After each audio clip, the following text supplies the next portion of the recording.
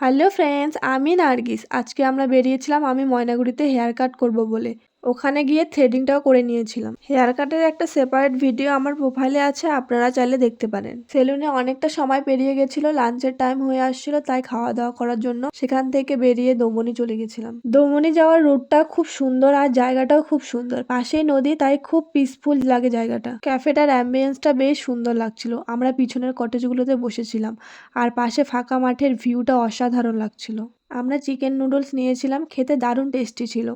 এরকম মনের মতো নুডলস অনেক কম জায়গাতেই পাওয়া যায়।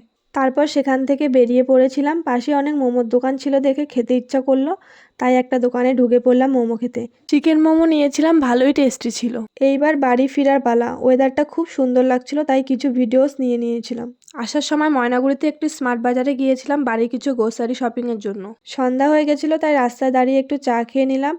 তারপর বাড়ির দিকে রওনা দিয়ে দিলাম। Thanks for watching, tata bye.